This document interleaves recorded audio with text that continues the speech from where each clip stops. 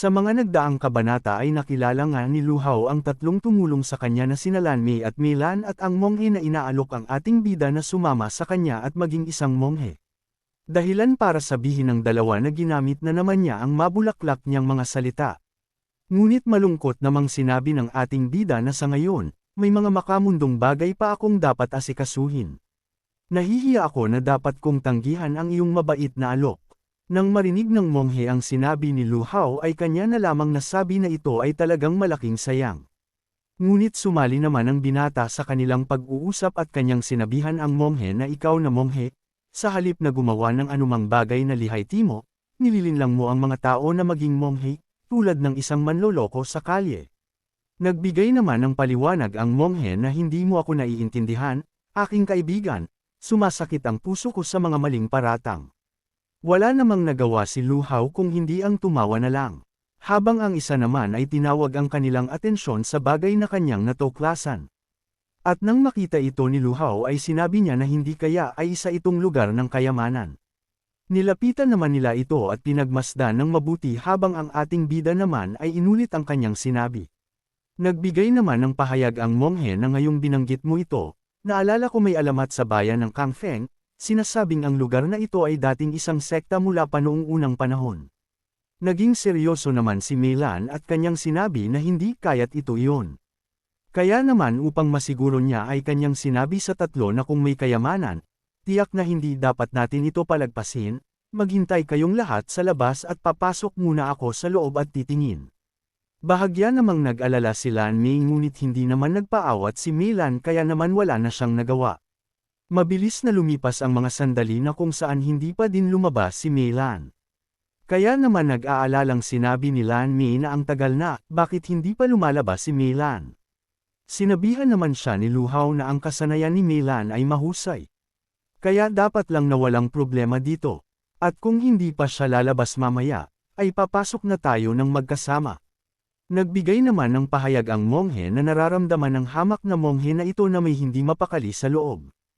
At kung totoong nakatagpo ng kamalasan si Mei Lan, pumasok man tayo ngayon, baka huli na ang lahat. Sa sinabi ng monghe ay nakaramdam ng matinding pag-alala si Lan Mei. Kaya naman kanya itong pinagalitan na isa kang babong monghe, totoo ba talaga ang tinatawag na alamat? O sinasabi mo ba na niloko mo ang kapatid ko para kusa siyang pumasok? Malumanay namang sinabi ng monghe na huminahon lang, hindi kailangan na magpakapagod, walang kasalanan ng hamak na monghe na ito, ngayon ko lang nakita na nababalisa ka na at nagbiro ka ng mahinahon. Nasabi na lang ng ating bida na ang kakaibang monghe na ito ay malinaw na sinusubukang pukawin si Lan Mei. Makalipas pa ang ilang sandali ay lumabas na si Mei Lan at kanyang sinabi na maayos lamang siya. Nakita naman ni Mei Lan ang mukha ni Lan Mei na nag-aalala ito. Agad din na tinanong ni Lan Mei si Mei Lan na kung bakit ang tagal niyang lumabas.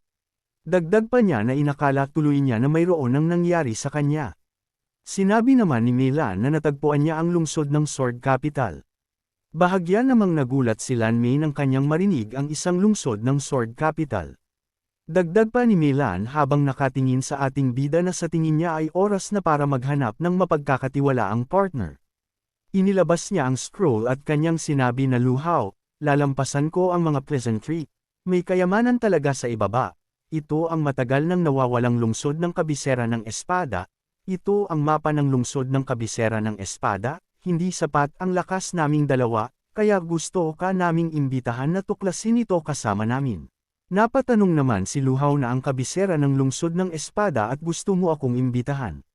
Nagmungkahi naman ang monghe na kung ganun ito ang lungsod ng kabisera ng espada, ang sinaunang sektang iyon, na dating karibal ng sekta ng Dansian, ngunit nalipol ng sakuna. Nagulat naman si Mei Lan kaya naman kanyang sinabi sa monghe na tiyak marami kang alam.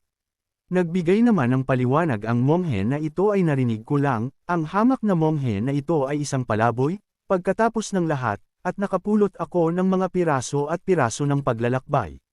Sinabi naman ni Lu Hao na iniligtas niyo ang buhay ko, at kung kailangan niyo ng tulong ko, ako si Lu Hao ay hindi magdalawang isip na tumulong. Ngunit pinaalalahanan niya ang dalawa na pero ayokong makisali sa hindi malinaw. Kaya naman kanyang tinanong ang dalawa na kung sino ba talaga ang dalawa. Tinanong din ni Lu Hao si Meilan na kung saan galing ang treasure map. Kahit si Lan Mei ay nagtanong din na brother, paanong mayroon kang mapa ng lungsod ng kabisera ng espada? Hindi ba ninakaw ito noon? Ipinaliwanag naman ni Meilan na ang ating mga ninuno ay mga alagad ng lungsod ng kabisera ng espada, at ang mapa na ito ay isang bagay na ipinasa sa ating pamilya. 5 taon na ang nakalipas, sa panahong iyon, ang mga taksil na ministro ay may hawak ng kapangyarihan, at ang hukuman ay nagkakagulo. Upang pagsamahin ang awtoridad ng hari, ang aming ama ay gumawa ng kopya ng mapa, personal niyang pinangunahan ang 20 gwardya sa isang misyon upang mahanap ang kayamanan. Gayunpaman, makalipas ang 1 buwan, dumating ang balita na ang aming ama at ang buong escort ay misteryosong nawala. Hindi nagtagal, ang kapangyarihan ng imperyo ay nahulog sa mga kamay ng isang taksil na general. Ngunit palagi akong naniniwala na ang pagkawala ng aking ama ay hindi misteryo kaya gumawa ako ng kaguluhan upang itago ang pagnanakaw ng mapa ng kayamanan.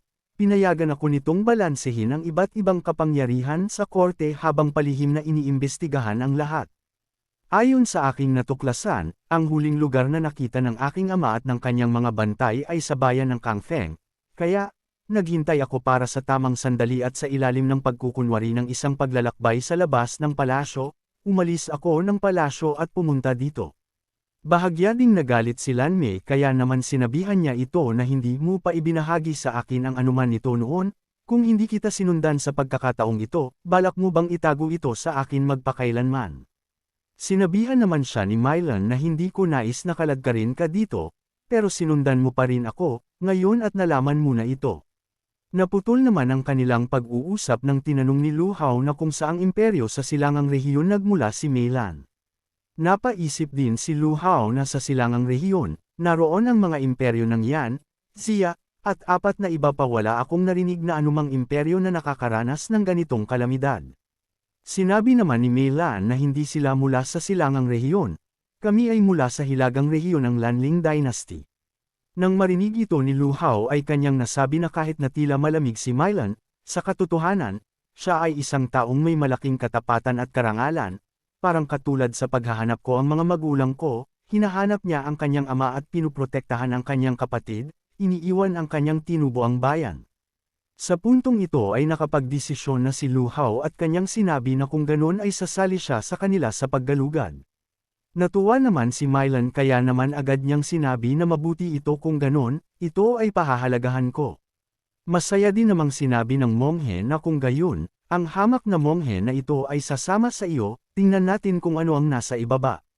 Pagkatapos ay agad na silang pumasok lahat sa kailaliman. At nang makapasok sila ay makikita ang madilim na kailaliman. Sinabi din ni Meilan sa lahat na mayroon siyang mapa kaya naman manatiling nasa tabi niya. Maya-maya pa ay nakarating na sila sa kabisera ng espada, na kung saan pinagmamasdan nila ang dating lungsod ng kabiserang espada. Makikita din sa paligid ang mga bangkay. Nagmungkahi naman ang monghe na ang mga tao ay talagang namamatay para sa kayamanan, tulad ng mga ibon para sa pagkain. Sinabi naman ni Meilan na noong nandito ako kanina ay mabilis lang akong tumingin bago lumabas para hanapin kayo. Pagkapasok sa gate ng Hanging Sword City, mararating natin ang Sword Practice Plaza ng lungsod ng kabisera ng espada, binalaan din niya ang lahat na maging alerto. Ilang sandali pa ay nakarating na nga sila sa Practice Plaza.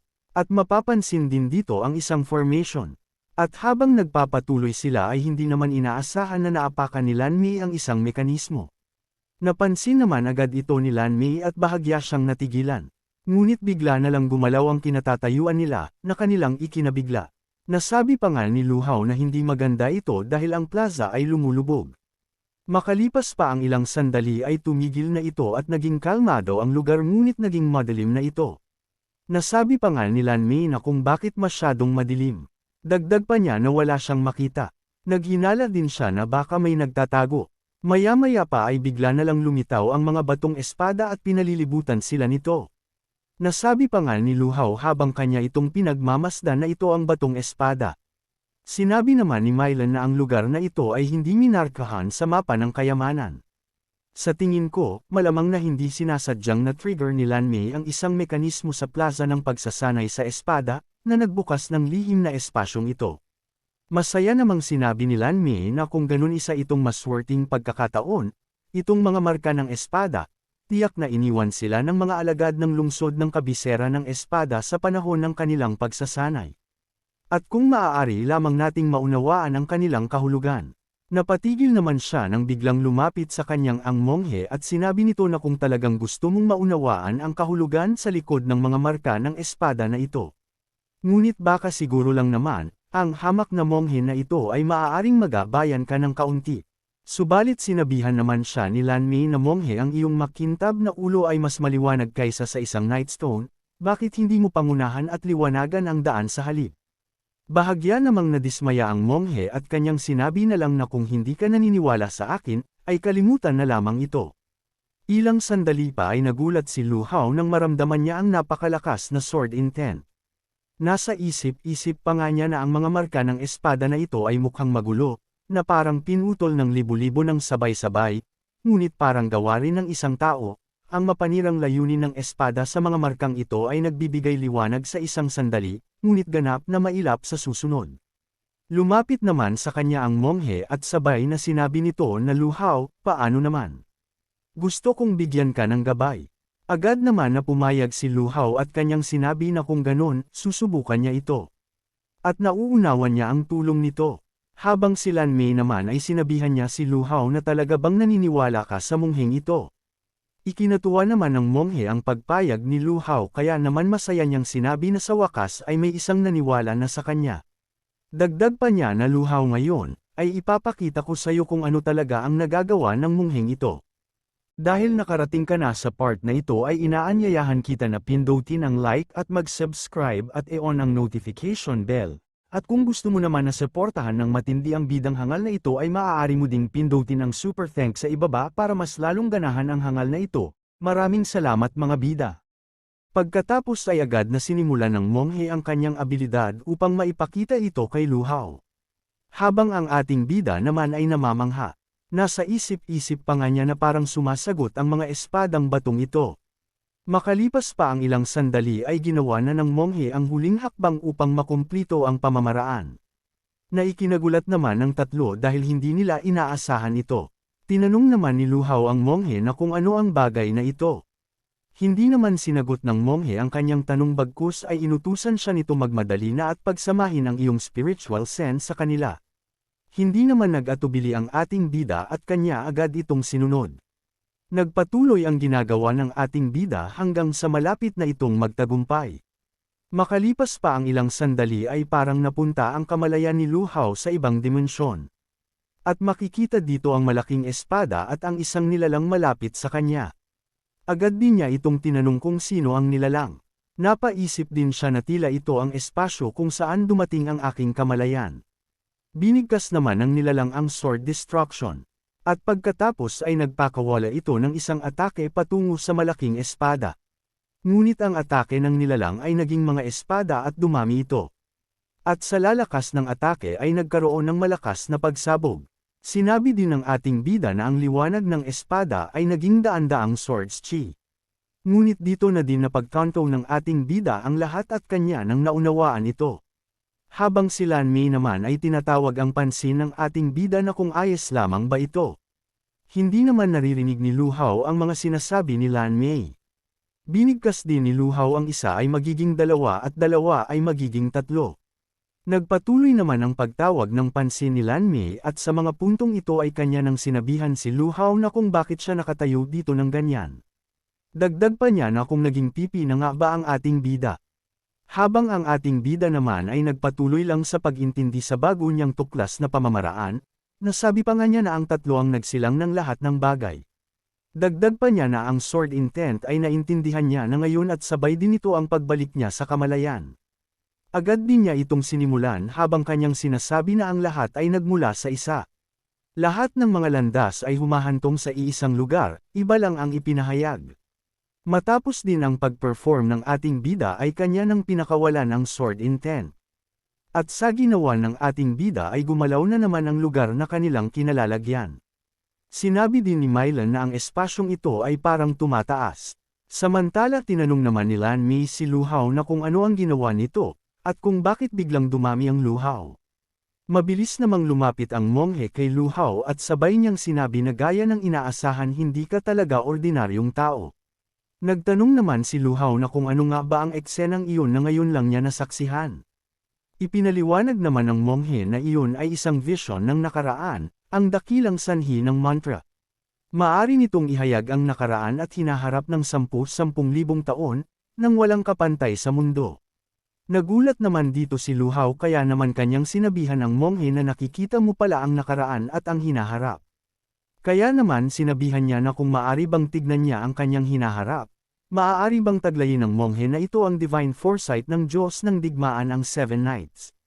Naging seryoso naman ang monghe at kanyang sinabi na ang iyong hinaharap, ito ay mapupuno ng walang katapusang pagpatay. Ang iyong kaibigan, ang iyong minamahal isa-isa silang mamamatay ng miserable. At mamamatay sila mismo sa tabi mo. Nang marinig ni Lu Hao ito ay nagulat siya at kanyang naalala na kung bakit ang hinaharap na nakita niya ay pareho sa sinabi ni monghe. Dagdag pa niya na posible bang maling landas pa rin ang napili niya. Matapos ang maikling pag-iisip ay agad niyang nilapitan ang monghe at kanyang sinabi na sabihin sa kanya kung ano ang iyong batayan para dito, nakita mo rin ba ang hinaharap? Agad naman na lumayo ang monghe at habang nasa taas ay kanyang sinabihan ng ating bida na sinabi ng Buddha hindi ito masasabi, ipinilit naman ng ating bida na sabihin ito sa kanyang ngunit sa hindi maipaliwanag ay dahan-dahan nang nawawala ang monghe. At pagkatapos noon ay nawala ng malay ang ating bida. Habang patuloy naman siyang ginigising ni Lan Mei. Nag-aalala ding tanong ni Lan Mei sa kanyang kapatid na kung bakit hindi pa din nagising si Lu Hao. Ngunit sinabihan siya ni Mylan na gising na siya. Sa punto ding ito ay nagising na ang ating bida kaya naman nagtataka siya na kung bakit nawalan siya ng malay. Tuwang-tuwa naman si Lan Mei habang kanyang inaalog ang ating bida na sa wakas ay gising ka na Lu Hao, alam mo bang matagal ka nang walang malay? Sinabihan naman siya ni Mylan na tigilan na ang pag-alog nito dahil kung ipagpapatuloy mo ito ay mawawalan ulit siya ng malay. Nang makatayo na ang ating bida ay nagtanong naman si Lan Mei na kung nakita ba ni Lu Hao ang monghe nang siya ay mag-collapse. Dahil siya ay bigla na lang nawala. Itinanggi naman ito ni Lu Hao na hindi, siguro masyadong magulo ang mga bagay noon, at nagkahiwalay ngayon, wala nang babalikan, at tanging ang daan lang. Sinang-ayunan naman ni Lan Mei ang sinabi ni Lu Hao na sabi pa nga niya na at sa nakakainis na mongheng iyon sa wakas ay wala na. Samantala napaisip naman si Mei Lan na ang monghe iyon ay hindi basta-basta, at kahit si Lu Hao ay ganun din. Lumipas pa ang ilang mga sandali ay nakarating na sila sa dakilang bulwagan at makikita dito ang mga bangkay. Nasabi pa nga ni Lan Mei na mukhang matinding labanan ang naganap dito, hindi gaanong matindi ang patayan kaysa sa nakita natin sa labas. Samantala tinawag naman ni Mylan si Lu Hao at kanyang ipinaalam na kapag dumaan na kami sa bulwagan na ito, mararating natin ang lihim na archive, kung ano man ang hinahanap natin ay dapat nandoon. Nang marinig ito ni Lu Hao ay kanyang sinabihan ang dalawa na kung ganon ay magpatuloy lang sila. Makalipas lang din ang ilang mga sandali ay narating na nila ang lihim na archive. Kinumpirma din ito ni Mylan na ito na ang secret archive. Natuwa naman si Lan Mei kaya naman nagmadali siyang pumasok dito nang walang pag-aalinlangan. Pinigilan pa sana siya ngunit naapakan na nito ang formation. Kaya naman sa puntong ito ay na-activate ang formation na nakalagay. Tinanong din ito ni Lu Hao na kung anong class information ito. Inihayag naman ni Mylan na malamang ito ang Grand Garden Array, ang lihim na archive ay isang kritikal na lugar ng kabisera ng espada. Narinig ko na mayroong hindi lamang mga gwardya, kundi pati na rin ang mga array na nagpoprotekta dito, tila totoo ito. Nasabi na lang ni Lu Hao na ang iyong mga ninuno ay mga alagad ng kabisera ng espada. Tinanong din niya si Mylan na kung alam din ba nito kung nasaan ang array core. Agad naman na sumagot si Mylan na hindi niya alam, nagkaroon ako ng kumpiyansa na malalaman ko ito, ngunit para sa core ng array na ito, tila hindi ko ito magawa. Dagdag pa ni Mylan na at sa paghusga sa kapangyarihan na inilabas nito, ang hanay na ito ay hindi hamina ng kaunti sa kabila ng lahat ng mga taon na ito. Napaisip naman si Lu Hao na para gumana ang isang array mayroong isang core rune, at isang puso, karaniwan, kailangan mong magsimula sa core upang masira ito, ngunit ito ay hindi malinaw ang core. Nainas naman si Lan Mei at kanyang nasabi na nakakinis ito, nakarating na tayo dito, ngayon na ba talaga tayo susuko? Nagmungkahi naman si Mylan na hindi mag-iiwan ng dead-end trap ang aming mga ninuno para sa kanilang mga inapo. Siguro'y mayroong clue, kaya mas mabuting tignan muli natin. Nagsalita naman si Luhaw na hindi na ito kailangan. Nagulat naman ang dalawa nang marinig nila ang sinabi ni Luhaw kaya naman agad siyang tinanong ni Lanmei na kung nahanap na ba nito ang core. Naghanda naman ang ating bida gamit ang kanyang espada at ang sword intent na nagunyang natutunan. Sinabi din ni Luhaw sa dalawa na sino ang nagsabi na kailangang hanapin ang core para sirain ang array. Mas lalo namang nagulat ang dalawa dahil mukhang aatakihin ito ni Luhaw. Kaya naman agad na sumigaw si Mylan at kanyang sinabihan ang ating bida na hindi. Hindi kayo magkaparehas ng lahi. At ang pilitin ang iyong paraan ay maaring nagdulot ng backlash. Subalit ang ating bida na walang pakialam ay agad itong nag-perform ng kanyang bagong kaalaman. Matapos din siyang maghanda ay kanya nang pinakawalan ang kanyang atake patungo sa array. At nang sandali tumama ito ay nagkaroon ng matinding reaksyon ang array.